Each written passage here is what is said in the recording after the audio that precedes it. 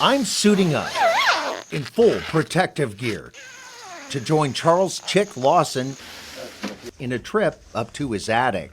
The reason for caution is clear. The dust up here is radioactive. Dr. Michael Ketterer, a renowned environmental radioactive expert, confirmed that in his Arizona lab. After analyzing wipes Lawson used to collect dust, Dr. Ketterer issued this report on June 21st, writing, "The dust samples from Lawson's home contain enriched uranium. Adding some samples contain 2 to 3% enriched 235 uranium, approaching the grades of material used in U.S. light water reactors." In a Zoom interview with me, Dr. Ketterer confirmed his findings. It's most definitely strongly enriched. How long have you been here? 36 years. And it's highly radioactive. Yes. Lawson is a former OSHA investigator and Union Safety Officer at the Portsmouth Gaseous Diffusion Plant, or PORTS, the now closed facility that enriched uranium for America's nuclear bombs. A gas release at PORTS left him disabled. As you can see, I'm on oxygen. I have chronic beryllium disease from working at the plant. He's also the guy who tipped me about contamination and claims of cancer around PORTS nearly 3 years ago. Did you ever think that that long road would lead here to your home? I was afraid it would, and now that it has been confirmed, it terrifies me. Fear triggered Lawson to test his home in the first place. His wife Kimberly has a thyroid condition. His son Chaz has a tumor at the center of his brain. His daughter Carissa has a tumor as well. How big is that tumor that you've been dealing with? It wraps around the spine.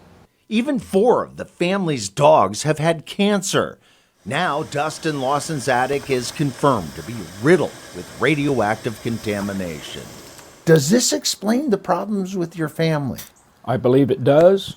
Just as startling, Dr. Ketterer concluded in his report, the source of this enriched uranium is beyond question the PORTS facility. Even though Lawson's home is 10 miles from the plant, 4 miles beyond the radius, the U.S. Department of Energy is testing for possible contamination around PORTS. To be absolutely sure of his findings, Dr. Ketterer sent us back to the attic, which is why we're up here, vacuuming as much dust, debris, and dirt as we could find. We got a bag full.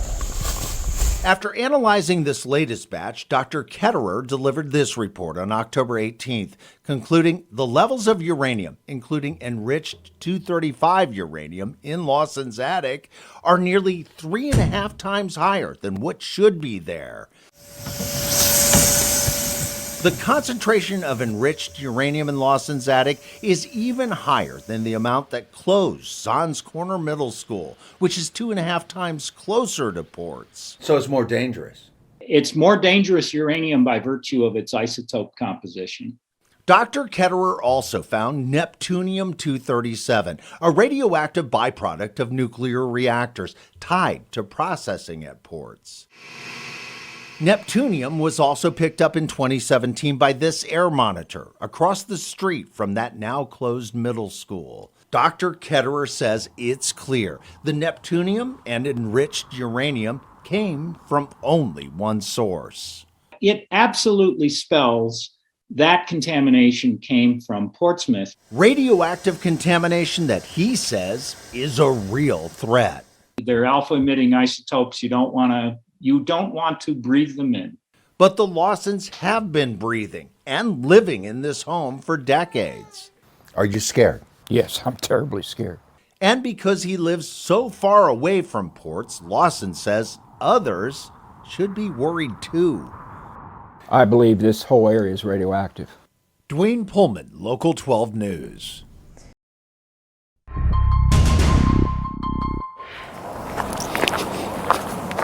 On a sun-drenched day, the shadow of sadness follows a father.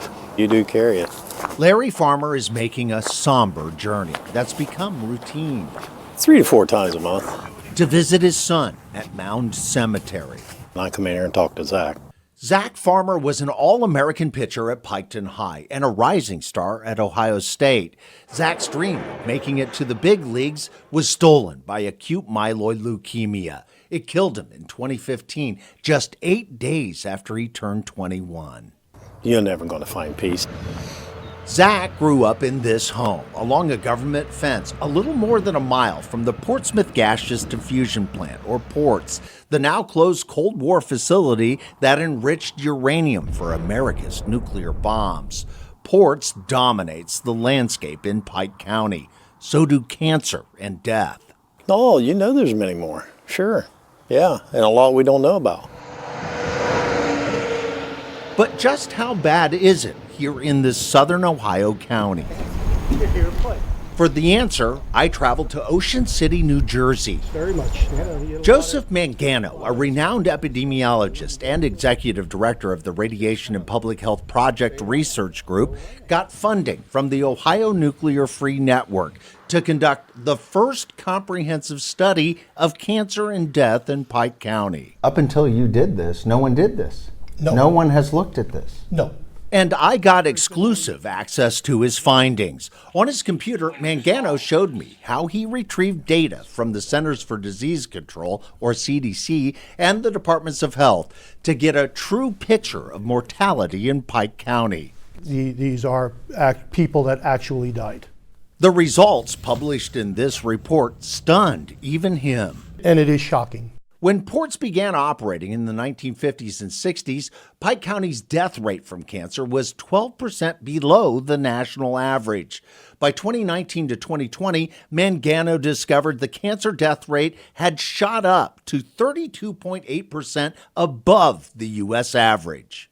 The fact that the change occurred from the 1950s and 60s to now, the period of time when the Portsmouth plant operated, does raise the question, what role did Portsmouth play? Even more stunning, from 2009 to 2020, the cancer death rate in Pike County for people under 75 years old is now 50% higher than the rest of the country. We're talking the top 100 in terms of death rate from cancer. Yes, there are fewer than 100 that have a higher rate than Pike.